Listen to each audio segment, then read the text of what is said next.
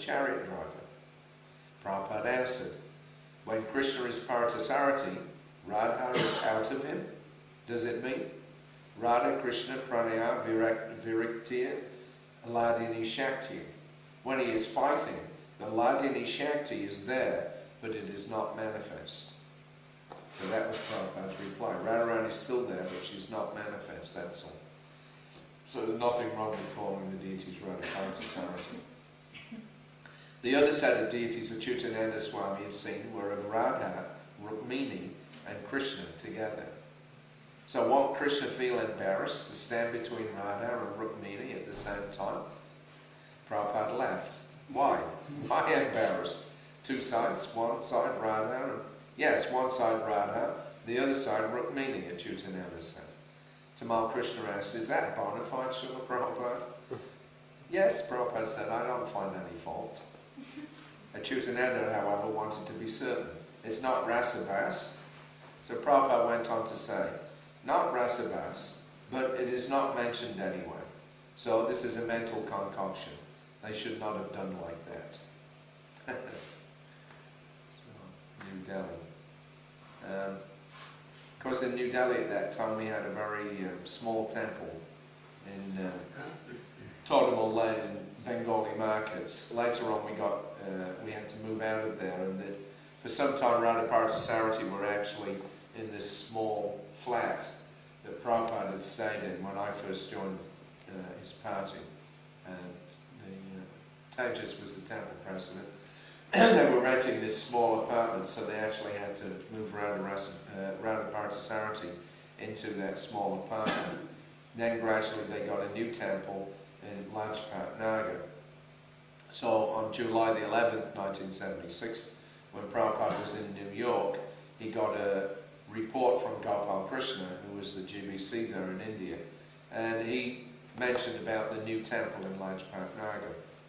So, despite some internal problems, Gopal's description of the Delhi temple was filled with hope.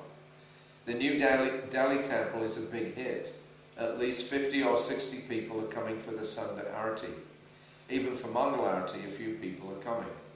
The neighbours just love us. The women bring food. They even want to cook for us.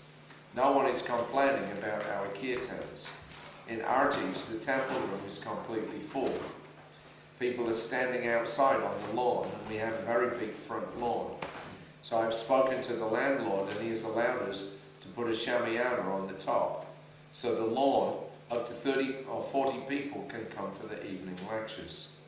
So all the people who come are from Lajpat Nagar. There are 3 other temples nearby, but they still like us the most. Our deity worship is top class, and the visitors admit having never seen such beautiful deities. So that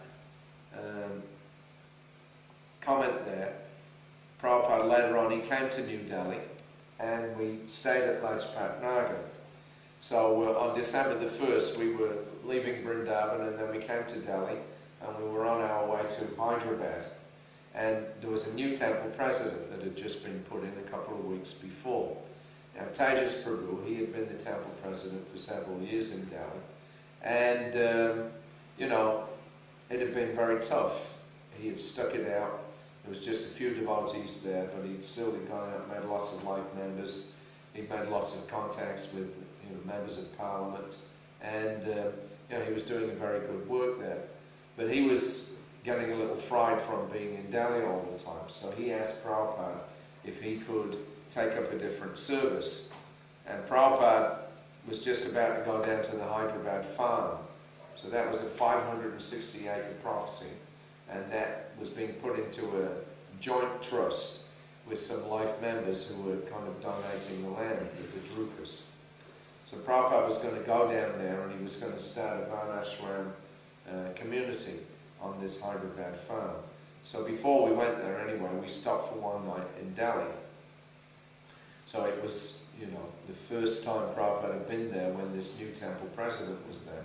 Tejas was leaving, he was going to go down to the farm. So Bhagavad Shrayadas from Australia, he was made the new temple president. So He seems to be doing a good job. We arrived there. Devotees are enlivened and the place is clean and organised. I spoke enthusiastically about his management this afternoon to Srila Prabhupada. Prabhupada looked up from behind his desk and he asked simply, "Are the deities effulgent?" I replied, "Yes, Srila Prabhupada, they are." "Then everything is being managed all right," Prabhupada said. So that was his, if you want to know if a temple is running well, just see the deities and see if they're effulgent, that's all. So it's nice. Okay, so other deities, Sitaram, Lakshmana and Hanuman. Because we worship Radha Krishna, that's mainly in ISKCON, the Gaudiya Vaishnavas, they worship Radha Krishna. But sometimes Prabhupada did also install other deities. And Sitaram, Lakshmana and Hanuman, there were several instances of that. So when Prabhupada planned a big temple in Bombay, that was one of his instructions, that we should have 3 altars, Gaunitai on one, Radharasa on the other, Rasbihari on the other. And then he said, now in Bombay, because people like to worship Lord Rama, so he said we should have Sitaram and Lakshmana and Hanuman on the temple there. So although the devotees also are already worshipping Sri Sri Radharasa Bihari, the new deities of Sitaram, Lakshmana, Hanuman and Gaunitai will also be installed. Since they will be shipped within the next 2 months, Saurabh inquired from Srila Prabhupada whether there should be any change in the present standard of worship or any special type of arrangement, such as extra bhajans, etc. So this was a new thing for ISKCON, Sitaram deities. So they were wondering, is there any special kind of feature to their worship, any special kinds of bhajans that we should sing for them, etc. So he enclosed sketches of 3 new singer-sounds that they have ordered. Each one is different. Lord Chaitanya's is in Bengali style, Lord Krishna's is in Vrindavan style, and Lord Ram's is in a kingly style. Saurabh's practical experience that our men lack the expertise to manage such big buildings made him worry how they will be maintained. He suggested we try to attract older, experienced Indian men to take up this kind of service. This will leave our younger devotees free to go out and preach. So he mentioned one local couple, Mr. and Mrs. Vyas, as possibilities. So Prabhupada's reply was brief on each point, giving clear directions. Concerning the altars, he said, it is not necessary to have 3 altars of different style. All 3 altars should be of the same style. I am enclosing the copy of the style which I have approved for all the 3 altars. This style is nice, the one that you have chosen for Lord Ramachandra's altar, so you can use this style for all 3. Your plan for holding marriages in the theatre and on the roof of the theatre will be acceptable, so what will be the expected income? So that was a new thing also, that they were having this theatre next to the main temple, and then Prabhupada said now for extra income you can hold marriages there, and then you can support the temple from doing that. But the marriages should not be in the temple; they should be a little separate. And then he also said, for worshipping the deities in Bombay, including Sitaram, there is absolutely no change in the worship. You adopt the same method as in our Vrindavan centre, simply with 3 pujaris, just like in Vrindavan. They are all Vishnu Tattva, Ramachandra, Radha Krishna and Gaunitai. So no additional kirtans, you simply do exactly as in Vrindavan. So Prabhupada didn't like, the introduction of anything new. And especially, with different kirtans. He wanted just the standard Hare Krishna kirtan, that was it. He didn't like us singing Raghupati Raghava Rajaram, Patita Pavana Sitaram. That mantra actually is not a bona fide mantra.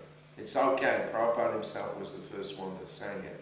But later on, I think that was in 68, but later on he told us not to sing it. And it was actually written by some man who was a contemporary of M.K. Gandhi, Mahatma Gandhi. I actually had some correspondence with one of their people. A couple of years ago, because I heard that Gandhi himself was the one who had written that bhajan, but they told me that it's actually, it was some associate of Gandhi's, under Gandhi's inspiration. So it's not actually, it doesn't come from any of our acharyas. Everybody likes to sing it, but Prabhupada didn't like us singing it. And when we were in Vrindavan on Lord Ram's appearance day, we were at the Vrindavan temple in '76, so this was a year after the opening. It was also on Ram Navami. So one devotee at the noon arati, he was chanting the Maha Mantra, and then he switched over to this Ragapati Raghava Rajaram and started singing that. As soon as Prabhupada heard it, he called me and he said, "Go and tell him to stop." He said, "Tell him to just chant Hari Krishna." He said, "Lord Ram is automatically included in the Hari Krishna mantra." So I went out and told him. But of course, nowadays it's all over the place. It's difficult to get people to listen when you tell them that Prabhupada didn't want that to be sung. But anyway, so again, another example of Sitaram, Lakshmana and Hanuman being installed then was in Washington, D.C. So they'd also just got a new property, this place in Potomac. Big property, very expensive. And on January the 7th in 1976, Prabhupada was in Nellore in South India, and he received a letter from the temple president in Washington, Brishakapi. So as you know, Brishakapi said, "We have installed here already 40-inch Gaur-Nitai deities and 25-inch Radha Krishna. We have not yet installed Lord Jagannath, Lady Subhadra and Lord Balaram deities." So in ISKCON at that time, the standard was basically Gaur-Nitai, Radha Krishna and Jagannath. If you were going to have 3 altars, that was usually the standard. I was reading in the newsletter that you will be installing Sitaram, Lakshmana and Hanuman deities in the new temple in Bombay. And we were wondering if we should install Sitaram, Lakshmana and Hanuman in Washington, D.C., because it is the capital of America, since Lord Ramachandra is the perfect king. Prabhupada was very happy to hear his news and pleased to oblige his requests. I'm very pleased that we have now got such wonderful property in the nation's capital, Washington, D.C. The photos show that there is a good opportunity to develop it into a very important centre. And since you say that it is in a most aristocratic location, it is certainly Krishna's mercy. If you can make arrangements for me to meet with the President, I shall surely go. Prabhupada wanted to meet the President of America. So as far as your desire to have Sitaram deities, it is a good idea. But you should wait for some time. First see that you have sufficient brahmanas who are very well trained and qualified. Then you can consider to install Sitaram, Lakshmana and Hanuman. They are the ideal king, and it will be very suitable that they reign over the capital of America. Now you've got Gaur-Nitai deities, so you can go ahead and get Prabhupada and Bhaktisiddhanta deities immediately. Gaur-Nitai, our Guru Garanga worship, is standard for all of our temples. So it's interesting, they didn't ask about that, but then Prabhupada told them, if you've got Gaur-Nitai, then you should install, he said, because the letter said Prabhupada, which means himself, and Bhaktisiddhanta deities, and put them, and that will be Guru Garanga altar. That's standard for all of our temples, he said. So, of course, in those days we only had one temple in the world where we had a deity of Prabhupada on the altar, and that was Vrindavan. Some people also were, a little bit puzzled or even critical, some outsiders, that why Prabhupada's opening up a temple and having a deity of himself on the altar. They couldn't figure that one out. But, he had himself and his Guru Maharaj on the altar, and this is the reason why, because Guru Garanga is our standard worship. So just to show us that, before he left, just to show us that this was a standard that we should have. Therefore, Prabhupada had his own deity put on the altar in Vrindavan. And then he's recommending now, without being asked, he recommended that Brishakapi do the same in Washington. Okay, so then other deities Prabhupada installed in Mayapur. Of course, Radhamadeva. Mayapur, of course, as soon as Prabhupada got some land there, even though he only had a straw hut on about 1/3 of an acre of land, he declared this is the world headquarters of the International Society of Krishna Consciousness. Why? Because it's Lord Chaitanya's, birthplace. So Radhamadeva were installed, I'm not sure what year, maybe 72 or something like that. I think they were in the hut, and then Prabhupada built this lotus building, and he had the original deity room on the ground floor there. Because that building was never meant to be a temple, it was only ever meant to be a guest house. But temporarily he put Radhamadeva on the ground floor there. Again, some of Prabhupada's godbrothers, they criticised that, oh, just see, they built this temple, everybody's living above the deities. They put the deities on the ground floor, the deities should be up at the top. But these people, Milachas and Yavanas, they don't know, so they put the deities on the ground floor and they're living up above the deities. Then Prabhupada replied to that, they don't realise this is only temporary. This is not the temple, we're going to build a big temple, and then that will be changed. Anyway, so on January the 16th, 1976, the day before we were due to go to Mayapur, Prabhupada was in Calcutta. And the morning's newspaper carried a feature story on our Mayapur Chandrodaya Mandir. So some reporter had been out there a few days before and done a feature article. So after breakfast prasadam, Jayapataka Swami read out the whole article to Srila Prabhupada, noting a certain amount of cynicism on the part of the writer. The man had noted that the Pujari was offering bhoga to Sri Sri Radhamadeva in a deity room warmed by a heater. The author questioned who the heater was for, since he had been told that everything that we did was for God's pleasure and not our own. What would God want with a heater, he speculated. He concluded that it must have been for the devotees' comfort. He was trying to find fault. We only do everything for God's pleasure. Then why does God need a heater? So the heater must be for the Pujari. So that means that, something wrong here. They're not doing everything for God's pleasure. Prabhupada said this is the atheistic mentality. The man is compelled to question who is it for, whereas the devotee knows that it is for the Lord. If the deities can enjoy bhoga, then why not heat? This inability to understand that God has senses is impersonalism. In their experience, personality means having limited senses, and therefore God must be impersonal in order to be unlimited. Actually, Prabhupada said, unlimited means that you can eat 6 rasgullas, but Krishna can eat unlimited coconuts. Krishna has senses, and he appreciates the heater. And I heard an interesting story about one of my god sisters, Rasagya. In the early days, sometime, I don't know which temple it was, but she'd been a pujari in the temple in America. This was in the early 70s. And in the winter time, she used to take the clothing for the deities and she'd put them on a heater, before putting them on the deities, because she just figured they wouldn't want to wear cold clothing. So she would heat them up and then she'd put them on. So later on, she left that temple, she went to another temple, somebody else became the pujari. So these people, the new pujari had never met Rasagya and didn't even know who she was. But this pujari one night had a dream, and the deities, appeared to the pujari and told them, you tell Rasagya, thank you very much, we really liked, the service that she was doing in warming up our clothes before, she offered them to us. So the pujari woke up and was amazed. So he went to the temple president and said, who is this Rasagya?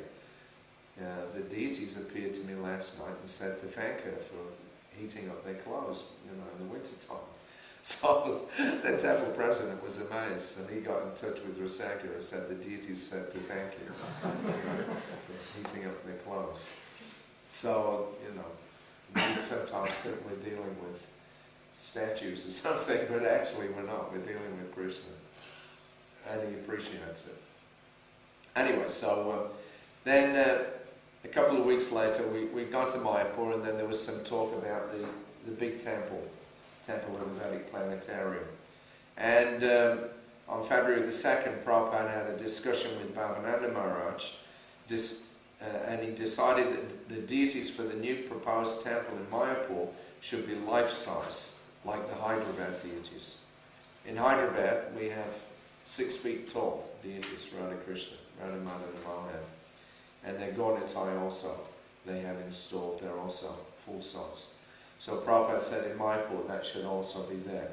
He wants to install Panchatattva, Lord Chaitanya and his principal associates, with at least 5 predecessor gurus, Radha Krishna and the 8 principal gopis. So he said they should all be life-size. Lord Chaitanya should be 7 feet tall. And Radha Krishna, Radha Madhava, he wanted, because he had the small Radha Madhava, but he said that we should have full-size Radha Madhava. And I'm not sure whether he didn't say Radha Madhava should be 5 feet 10 and 5 feet 5. We can measure them anyway. So, in pursuance of that, of course, then now we have all the deities there. You know, because a couple of years ago we installed Panchatattva finally, full size. And Radha Madhava were installed in 1980.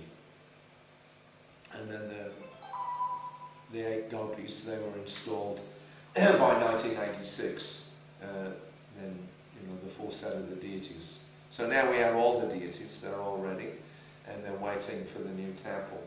And this last year, the GBC gave approval to build the new temple on the land between the front gate and the existing temple. That's our ISKCON land. We have problems with some of the other land at the moment, so we can't build there. But we don't want to delay, you know, the construction of this temple of the Vedic Planetarium anymore. It's been 30 years since Prabhupada was, more than 30 years.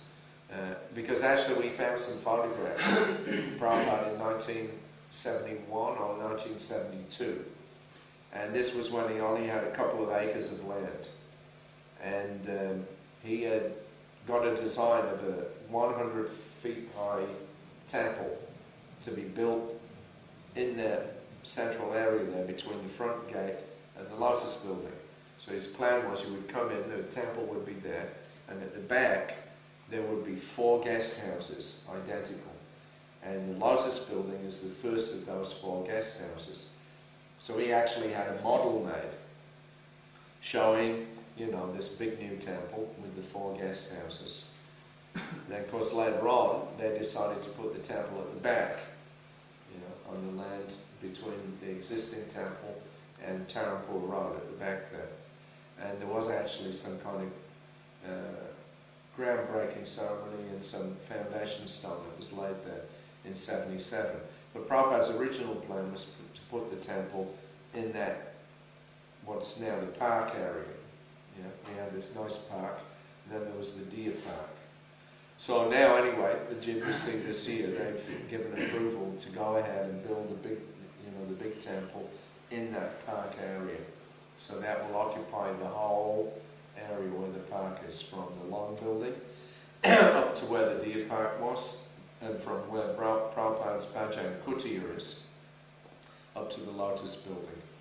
And then that will make, you know, the new temple and Prabhupada's Samadhi into one contiguous temple area. People will come in, visit the Samadhi, and then they'll go into the big temple. So finally, anyway, after a long time, we're actually preparing. We'll probably start work on the foundations at the end of December or the beginning of January. The park drivers will be in there. So that park area is going to be demolished, and that's why we're going to build the temple. Later on we'll build another park, bigger park, in front of that. So hopefully the plan is that that temple of the Vedic Planetarium will be completed, or at least up to the point where the deities can be moved in. That will be completed by about 2014, about 7 years from now. That's our schedule. So at least in 76, there was a lot of talk about building that new temple. Prabhupada had a lot of discussions about it, what it should be like, what should be in it, the deities, and what size they should be. Here it's mentioned 5 predecessor gurus. Later on, Prabhupada said we can have all the gurus as far back at least as Lord Chaitanya. And he said if you can manage it, you could even go all the way back, you know, the whole disciplic succession. But at least he said as far as Lord Chaitanya, or Madhavendra Puri, like that. So anyway, another deity consideration in Mayapur. On February the 3rd, 1976, Prabhupada was on his morning walk. He walked on the roof, then he went down on the ground and in front of our land, and he wanted to inspect the progress on the new building. The new building is what we call the Long Building. So when we arrived there in January, there was nothing there. They'd just bought this land on that northern boundary. And then Prabhupada immediately said, now you build a building along the entire length of the boundary there. 2-story building, and then that will house the devotees. So they started work on that immediately. And Prabhupada went down and wanted to inspect it. There he questioned Jayapataka Swami about the Sri Chaitanya Gaudiya Mat. They have erected a new building at the gateway to their property. This is the Yog Pit, Lord Chaitanya's actual birth site. So they've erected a new building at the gateway to their property, which is meant to house the deity of Srila Bhaktivinoda Thakur, the father of Prabhupada's spiritual master. Prabhupada wasn't happy about it at all. He felt that they were going over the head of Srila Bhaktisiddhanta Saraswati Thakur. Srila Bhaktisiddhanta had lived there for many years, but he had never contemplated such a thing. Prabhupada told Jayapataka that he should have challenged them, that he, Srila Bhaktisiddhanta, he could not understand where Bhaktivinoda Thakur should be placed, but you have understood. You were so intelligent, over-intelligent. That means rascals. Over-intelligent means rascal. Bhaktisiddhanta Saraswati Thakur, he remained for so many years, he could not understand. But you have understood to make Bhaktivinoda Thakur a gatekeeper. You tell them next time you go there that you are over-intelligent. So Prabhupada didn't like that at all, because when you go into the pit, there it is. Right at the gateway, there's a little temple for Bhaktivinoda Thakur. And Prabhupada said they're just making him a gatekeeper. That's all. He didn't like it. Anyway, February the 7th, 1976, more deities were installed in Mayapur. Today is Sri Advaita Acharya's appearance day, half-day fast, and the day chosen for the launch of the boat. So they just got this ocean-going boat. Not big, huge thing, but fairly good size. And it was capable of actually sailing down the coast down to Jagannath Puri. That was it. It was designed for that. So in the early morning, Prabhupada was driven in a jeep to Hulagat on the Jalangi River, where he inspected the Nitai Padakamala.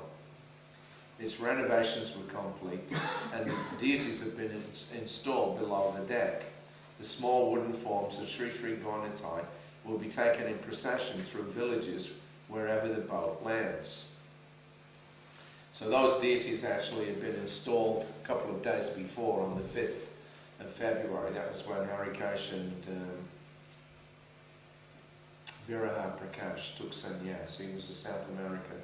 So they were given sannyas, and little Gaunitai, they were installed at that time as well. And then they were put on the boat there. Those deities are still there. They're not on the boat anymore, but I think they're in Prabhupada's Bhajan Kuti. They're built like a little temple on the side of that, and there's a couple of sets. So a small set is these Gaunitai. So Prabhupada was there, he installed them. So then February the 10th, 1976, this is a couple of days later, class was short. Afterwards, the devotees accompanied Prabhupada in a lively kirtan as he circumambulated the deities in what has now become a regular feature of his morning program in Mayapur. Walking around the deity room 3 times, Prabhupada vigorously rang the bells which hang on either side of the temple room. The more he rang them, the more energetic the chanting became. As he came before the deities, he spun clockwise on the spot before moving on around. The kirtan party accompanied him in front and behind, and by the end, everybody was jumping up and down and singing ecstatically as Prabhupada's face beamed with satisfaction. So that became a main feature of Prabhupada's visits to Mayapur, circumambulating the deities at the end of the program, because the bells were hanging on either side of the temple room, just in level with the deity room. And Prabhupada would go around, he would stop, grab the rope, and then he'd start banging on the bell like this, and really, vigorously ringing the bell. And then all the devotees would just jump in ecstasy all around Prabhupada. It was great. And especially, when the Gopurnima festival began, you get like 500 devotees in there. And they'd all be singing it, jumping up and down in ecstasy. Prabhupada would grinning away, ringing the bells. It was really good. So February the 20th, 1976, a comment about the management in Mayapur. So after the program finished, Prabhupada returned upstairs and he ate the feast. He was happy with all the arrangements, but he again appeared disappointed that only about 100 guests had come. I think this was for the appearance day of Srila Bhaktisiddhanta Saraswati Thakur. In fact, during his massage, he had criticized the management for erecting such a large building, but not inviting anybody to come. Only local people had attended the program, but nobody from Calcutta. Only the deity program is going nicely, Prabhupada remarked.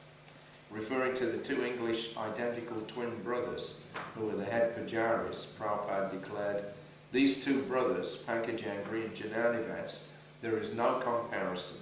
Everybody should know, there is no complaint." They said everything else has been going bad, but the deity worship, these brothers, this is the only good thing. So again, March the 12th, 1976, Prabhupada made more comments about the deities. He told Jayapataka Maharaj how to systematize the removal and collection of visitors' shoes at the temple entrance by using tickets. Yasodhanandan Maharaj suggested that instead of charging for this shoe service, people could be requested to give a donation to the deities. Prabhupada rejected the idea. People should simply come and see the deities. That is our main concern, he said. The deity is not a beggar, but is the bestower. His Guru Maharaj said it was better to be a street sweeper and earn an honest living than make a living by showing the deities. It is a question of heart that a man should come and visit the temple, so he must give something. Why should he be asked? Voluntarily he should give. But encouraging is not recommended, Lokanath Maharaj asked. Encouraging means that your behavior should be so nice that he voluntarily gives, Prabhupada told him. That is encouraging, not that begging. Oh, please put something in here, my belly is empty. We all laughed. He said that asking somebody to contribute to the institution by some payment was another thing. But why should you earn by showing the deity? You work so nicely that they will voluntarily become a member, contributing. That is nice. But not that, oh, now we have got some deity, he is starving, please give something. No, that is not a good practice. And Prabhupada didn't like that. He criticized a lot of the temples in Vrindavan, that that's their only source of income. Simply showing the deity and whatever is given, then oh, that's our good income. He didn't like that mentality at all. He said that you should worship the deity so nicely and with such devotion that automatically people will see them and become inspired and want to, help. So he also visited the newly erected public exhibition and he saw some of the displays. The presentation of so many international projects was impressive. So Prabhupada wanted, in Mayapur for the festival, he wanted to have a display of pictures from every temple in the world. And he was advertising, this is the International Society, this is our preaching work. People will come, the pilgrims, they'll go around the display, and they'll see, the scale of Prabhupada's preaching work. So Prabhupada suggested that a book be published showing all the temples and deities around the world, with a short explanation of each. He said that this will be good for the preaching work. So that was the first time he mentioned that. And of course, a few years back, they finally did it. The BBT came out with this book, Darshan, and they have practically all the deities in the temples around the world. Are your deities in there? No. Didn't make it. What happened there? You should get on Manu Savita. He was the trustee that was in charge of that. You should find out if they ever do any reprints. You get your deities printed. Okay, so another aspect, of course, of deity worship is home worship. That was a little controversial in the early days of ISKCON. Prabhupada didn't actually usually approve of, the devotees having deities at home, because he didn't want them to be distracted from doing the worship of the deities in the temple. They were the main focus. Of course, it was different if a person was not living near a temple, then Prabhupada would encourage them to have deities in their home. But for the devotees that were living in the temples, he didn't like it. He said you just worship the main deity, that's sufficient. So on March the 8th, 1976, when Prabhupada was in Mayapur, Prabhupada received a letter from Siddha Swarup and his followers. These were the splinter group in Hawaii and New Zealand. So Siddha Swarup and his followers are not inclined to worship deities in a large temple setting. Yet some of them have recently asked for Brahminical initiation in order to worship deities in their own homes. Prabhupada told Siddha Swarup, actually Siddha was there at the festival, it wasn't a letter, he was there at the festival. He told Siddha Swarup that deity worship is not to be introduced in private homes until his men have all been trained up to the proper standard found in ISKCON temples. However, he gave full endorsement for their kirtan and prasadam distribution programs. So Prabhupada said, if Prabhupada made into London for to see Radha Londonishwara, then after seeing them in the morning, he was invited to the home of Shiradakshaya Vishnu Prabhu. Because Shiradakshaya Vishnu, now he's dead, he died a few years ago, but he had his place in Ellesmere Road. And Prabhupada once told him, you just make your home into a temple. So he took that very literally, and he installed the Radha Krishna deities, and his whole house, he made it into a temple. And he invited Prabhupada, to come and do a program there. So Prabhupada agreed. So at 11:20 a.m., Prabhupada went to visit the home of Shiradakshaya Vishnu Prabhu at 108 Ellesmere Road. I don't know how he got that house. That was the address, 108 Ellesmere Road. He has made his house a temple by installing a beautiful set of small Radha Krishna deities, and he holds regular programs attended by groups of his friends and neighbours. A small crowd of about 40 guests and a dozen devotees had already gathered in anticipation of Prabhupada's visit when he arrived. Greeted with thin strands of stephanotis flowers and roses, Prabhupada entered through the front door and went into the former living room, which is now a modest but attractive temple room for Sri Sri Radha Govinda. The place was festively decorated with streamers and BBT posters adorning the walls. Shiradakshaya Vishnu invited Prabhupada to sit on a red velvet-covered Vyasasana in the corner next to the altar, and he and Jayatirtha bathed Prabhupada's feet. Without the formality of Guru Puja, Prabhupada went straight into a lecture. It was standing room only in the room and corridors, as he spoke from Bhagavad Gita 13.3. He had Shiradakshaya explain the verse in Hindi before speaking strongly for about 35 minutes in English. He delineated the difference between ourselves and God, and between Krishna and the demigods. Then he encouraged everybody to take advantage of the facility provided by his disciple. So this institution, Krishna Consciousness Movement, we have started. Now we have opened this center. So I'm very glad that you are coming here. But study the science of Krishna. Don't remain blind.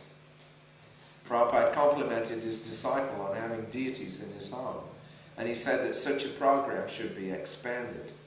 He was also happy to hear that Srila Vishnu had received Gujarati and Hindi literature from India for distribution to the local Indian community. So he liked it. He was very happy with that. He said, now we have 3 centers in England. There was the Manor, there was Bury Place, and there was Srila Vishnu's house. And he was telling them he would do other ones like this, spread it around. So, another incident that happened in London. I mentioned Prabhupada had been very sick when he first arrived. So on July 23rd, the day afterwards, he'd had a lot of rest, and he decided to go down for darshan of the deities. So he called us early in the morning at 5 a.m. and he preached to us until about 7 a.m. And then, feeling enlivened, he went down to greet the deities. This is Radha Gokul and Nanda at the Manor. The devotees were extremely happy to see him, and he them. There was, however, one disturbance. As Prabhupada offered his prostrated obeisances to the beautiful forms of Sri Sri Radha Gokul and Nanda, a devotee came forward and touched Prabhupada's feet. Prabhupada was annoyed. When he got up, he stopped his darshan and turned around to see who had done it. He didn't like it that it was done in front of the deities, and he warned him not to do it again. That person was he was a guy that had joined in Melbourne in 72. His name was Vukadanovich. He was a lawyer, and he was also crazy. He actually suffered from manic depression. So sometimes he would get locked up, you know, they would put him away when he got depressed.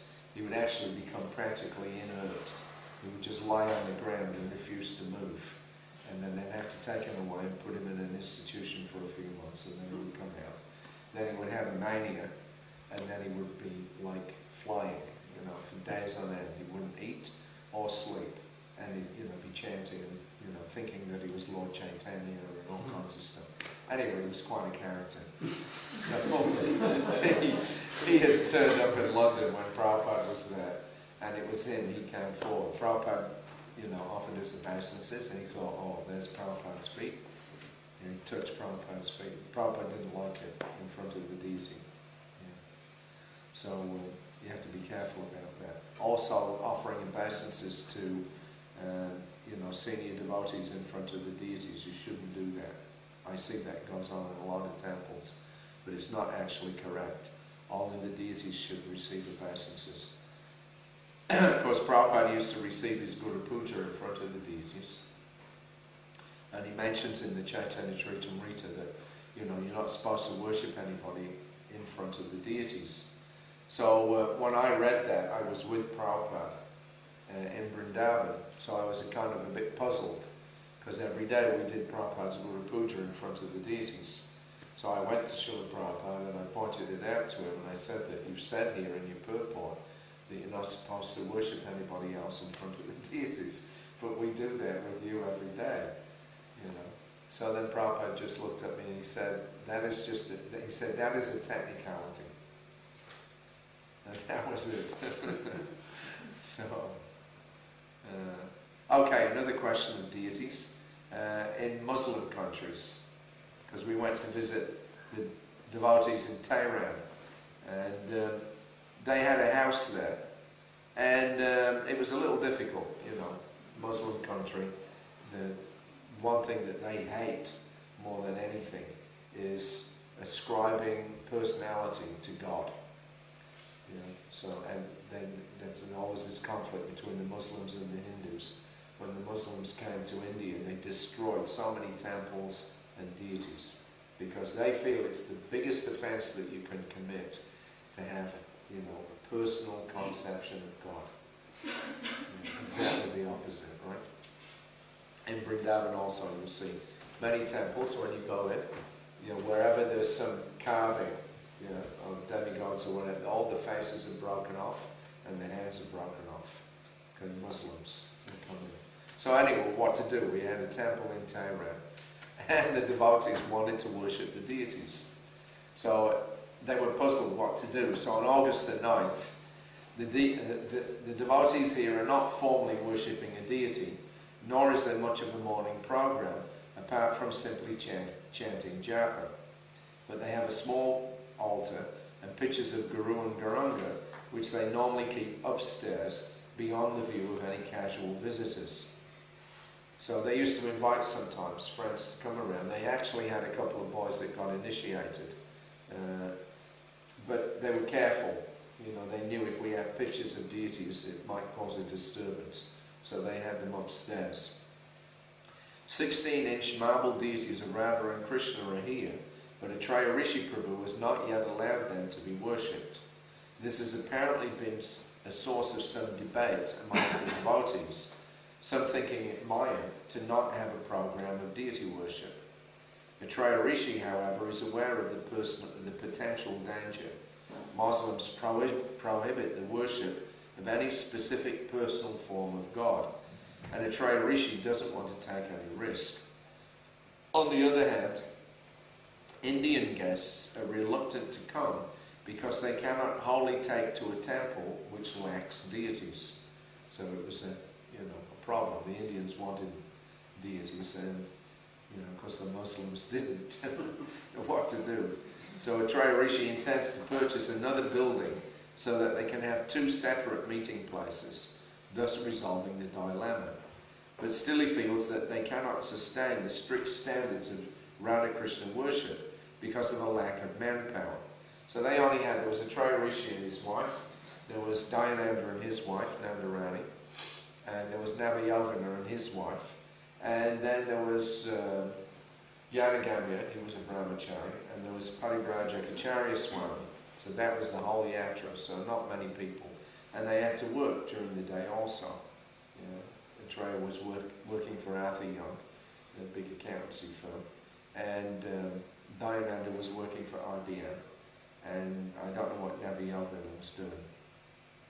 So Nandarani came to Sri Srila Prabhupada in the afternoon for advice on this and other matters concerning her service.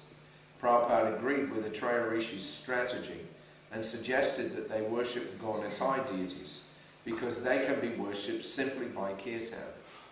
Or if they want, he said, they can worship Radha and Krishna with a reduced program of only 3 offerings and artis a day, Mangalarati, Rajbhog and Sundararati, along with daily dressing and bathing of their lordships.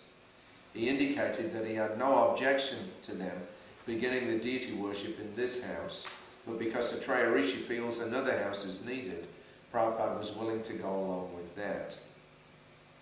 So that was the only time I ever saw Prabhupada make a concession, at least for Radha Krishna worship. Radha Krishna worship is very strict and at a very high standard, and Prabhupada was very cautious about that. But for Gaurnatai, as he said, practically anything, minimum is just doing some regular kirtan, but then any standard above that, that's fine. So there in Tehran, it was it was the conflict. The devotees wanted to have Radha Krishna, the Indians wanted to have Radha and Krishna, but it was going to be difficult. They just didn't have the manpower. We've already read there when Prabhupada told Brishakapi in Washington, okay, good idea having Sitaram, Lakshmana and Hanuman, but only if you have enough brahmanas. When you have enough people to guarantee that you can look after it, fine. So anyway, here at least this one time, Prabhupada made this concession. So he was flexible, he was willing to make some adjustments according to the time, place and circumstance. But I think that's the only time I ever heard him, agree to a lower standard for the worship of Radha and Krishna. So, it's 9:30, and I think that we should finish at this point. Yeah? Does anybody have any questions or comments? Yes, ma'am. When Srila Prabhupada was speaking about qualified brahmanas, did he specify a number?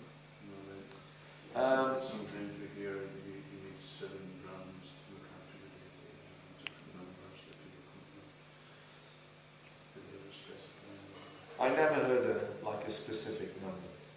As long as you have enough, to do the worship properly.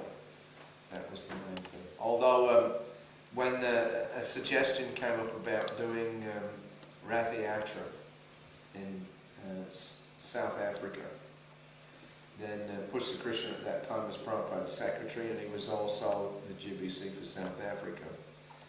And he was doubtful whether somebody had written, I think maybe it was Rita, he'd written about, having a Rath Yatra in Durban, but they only had like 2 or 3 devotees, and I don't think they only had one, they didn't have enough Brahmins, so, where the deities were going to come from, because if you have Rath Yatra, you have Lord Jagannath, then they had